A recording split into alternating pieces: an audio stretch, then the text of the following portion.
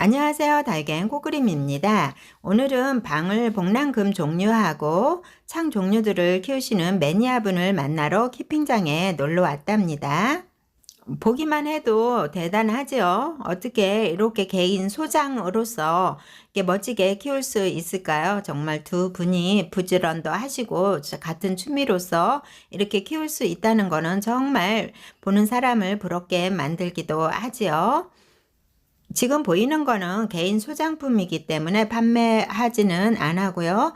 혹시라도 궁금한 점이 있으시면 댓글에 남겨주시면 제가 알려드리도록 할게요. 어떻게 하면 이렇게 멋지게 키울 수 있는지 매니아분에게 여쭤봤는데요. 자세히 알려주셔서 너무 감사드리고요. 제일 궁금하지요. 배합토라든가 분갈이, 그 다음에 영양제라든가 살충, 살균제는 어떻게 해야 되는지 많이 궁금해서 제가 여쭤봤는데요. 또 자세히 설명도 해 주시더라고요. 원종 방울복랑금, 호피 방울복랑금 이렇게 소장을 하고 계시는데요. 이렇게 큰 대품들을 보면 감탄이 안 나올 수가 없지요. 너무 멋지더라고요. 다육이는 모든 거가 환경에 따라서 많이 좌우를 하기 때문에요. 정확한 방법이 아니고 또 똑같이 따라서 해서 안 될 수도 있답니다. 여기 매니아 분만의 방법이고 하기 때문에 제가 매니아 분이 어떻게 키우는지, 분갈이 어떻게 하는지, 배합도 어떻게 하는지 이거에 대해서 잠깐 알아볼게요. 영양제는 따로 주지 않는다고 하고요. 배수가 잘 되는 흙배합으로 사용을 한다고 하는데요. 우리가 한 번쯤 들어본 그런 재료들이 많이 있어요. 마사, 상토, 펄라이트, 질석, 훈탄, 에스라이트, 적소토 이런 거를 사용을 해서 뿌리에도 좋고 영양분도 주고 배수도 잘 되게 이렇게 흙배합을 사용을 하는데요. 방울복랑 이 묵은둥이를 한번 먼저 소개를 해 드릴게요. 묵은둥이를 보면 안쪽에 보면은 목대가 목질화가 되어 있어요. 그래서 올해 묵은둥이라서 입장이 아주 짤막하고 색깔도 예쁘게 불이 들었죠. 앞에 거하고 비교를 해보면은 입장이 완전히 다른 모습을 볼 수가 있어요. 이렇게 따글따글하고 아직 더 나올 자리 공간도 없는데요. 목질화가 보이지는 않지만 목질화가 아주 많이 된 아이들은 대체적으로 뿌리가 잘 안 내린다고 합니다. 예, 사람도 수명이 있듯이 이 다육이한테도 수명이 있죠. 그래서 너무 오래 묵은둥이는 적심을 해서 새뿌리가 나온다고 해도 걔가 한 개의 수명이 있기 때문에 이렇게 건강한 애들처럼 입장이 크게 나오든가 이러지는 않는다고 합니다. 그래도 새뿌리를 내려서 건강하게 키우는 게 중요하겠지요. 생을 다할 때까지는 또 적심을 해서 새뿌리를 내려서 개체수를 늘리는 게 중요하다고 합니다.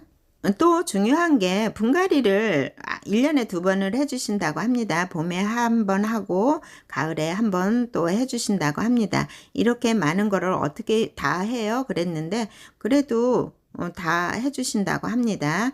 그래서 그거에 맞게 화분도 크게 해줄 수도 있고요. 뿌리가 너무 많이 꽉 차 있으면 또 물을 흡수를 안 해서 성장을 안 할 수도 있고 건강하지 않기 때문에 꼭 1년에 2번 분갈이를 해준다고 하고요.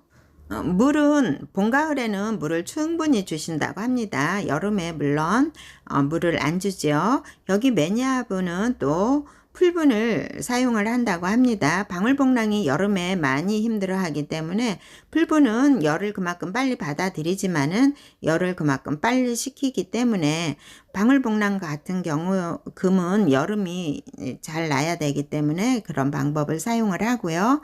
또 한 가지 중요한 거는 여름 되기 전에 장마가 오기 전에 살충 살균제를 꼭 3번 정도는 해준다고 합니다. 그래야 여름을 잘 날 수 있다고 하네요. 이 매니아분만의 또 특징이겠지요. 그래서 살균 상충제를 장마 오기 전에 3번 정도 해야 여름을 또 무난하게 날 수 있다고 합니다. 그래서 그거를 또 중요한 거를 배운 것 같아요. 한여름에 물이 너무 고파할 때는 가장자리로 삥 둘러서 한 바퀴 물을 주면 좋다고 해요. 너무 쫄깃거리는 애들 물을 또 주면은 그만큼 데미지를 입을 수 있고 균일하게 안 클 수 있기 때문에 너무 고파하는 것보다는 한 바퀴 물을 돌려서 주는 게 좋다고 하고요. 여름에는 무조건 반그늘 쪽으로, 너무 강한 햇빛은 안 되니까 반그늘 쪽으로 옮겨주는 게 더 훨씬 좋고요. 집에서 키우실 때는 이렇게 해주면 좋고요. 키핑장에서 키우면 아무래도 키핑장이 환경이 잘 맞춰져 있어서 조금은 더 수월하겠지요. 이렇게 모주로 사용하는 다육이들도 있고요. 커팅을 해서 이렇게 삽목판에 꽂이로 해서 꽂아놓고 뿌리가 내리면 또 제일 작은 포트에 옮겨 심고, 또 조금 더 커지면은 더 그거에 맞는 포트에 옮겨주고, 이런 식으로 계속 분갈이를 해주고 계시더라고요. 창 종류는 어떤 거를 소장을 하고 계시는지 한번 볼게요. 언뜻 봐서는 이름 있는 귀품종들이 참 많이 있더라고요. 불새도 이렇게 멋진 아이 처음 보네요. 불새도 이렇게 입장이 멋있답니다. 불새로 우리가 외두로 되어 있거나 작은 아이들을 많이 봤는데요. 저렇게 군생은 처음 봤어요. 이름표가 있어서 감상하기에는 훨씬 수월하고 좋더라고요. 제가 알고 있는 귀품종들도 눈에 띄어서 반갑기도 하고, 제가 모르는 또 귀품종들도 많이 있겠죠. 그리고 1세대들을 많이 소장을 하고 계신다고 합니다. 요즘 나오는 거하고 1세대들은 조금씩은 다른 느낌이 들지요. 솜니엄도 이렇게 있고요. 언뜻 봐가지고 이렇게 환엽잎이 묵은둥이가 되니까 정말 멋지더라고요. 환엽이 있는데요. 이렇게 멋있어요. 환엽 솜니엄도 있고 환엽 피델리오도 있는데요. 피델리오 환엽도 처음 봤답니다. 몸값이 귀한 아이들은 이렇게 묵은둥이가 되어 갈수록 그 진가를 나타내는 것 같다는 그런 느낌이 들었어요. 똑같은 환엽 체르니래도 서로 다른 느낌이 들지요. 여러 가지 환엽 묵은둥이를 보니까 감탄밖에는 안 나오더라고요. 정말 멋진 모습 잘 보고 왔답니다. 같은 환엽 체련이가 3가지가 있었는데요. 3가지가 또 다 각기 다른 모습을 하고 있네요. 얘도 더 묵은둥이가 되면은 이렇게 봉황 모양으로 더 오므라들어서 멋지겠죠. 머큐리도 이렇게 멋진 입성을 가지고 있어요. 머큐리도 몸값이 꽤 하지요. 멋진 모습을 가진 머큐리도 있고요. 가야도 요즘 수입되는 아이라죠. 가야하고 가야하고는 조금 다르고요. 토카라는 아이도 있고요. 소간지는 소지섭의 애칭이라고 합니다. 소간지를 만드신 분이 소지섭을 너무 좋아하셔서 이름을 소간지라고 지셨다고 하는데요. 처음에 만든 소간지하고 다육이 농장마다 또 소간지가 조금씩은 다른 모습을 보여주더라고요. 같은 소간지가 이렇게 3개가 있었는데 다 다른 모습을 하고 있더라고요. 다육이나 창들은 환경이나 어느 농장이든 이렇게 다 조금씩은 다를 수가 있는데요. 이렇게 소지섭을 너무 좋아해서 소간지로 이름을 지었다고 하네요.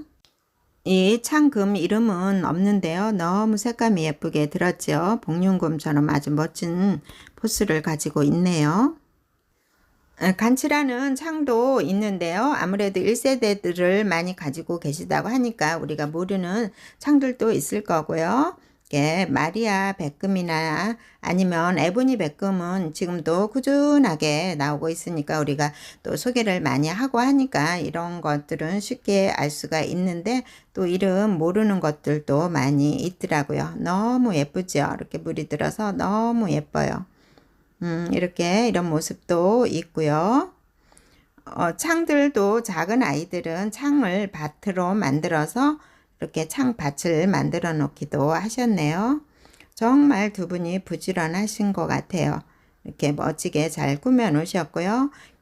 방울복랑 금에 대해서 오늘 좋은 팁도 얻을 수 있고, 이렇게 매니아분의 멋진 방울복랑을 봐서 너무 기분 좋았답니다. 시청해 주셔서 감사합니다.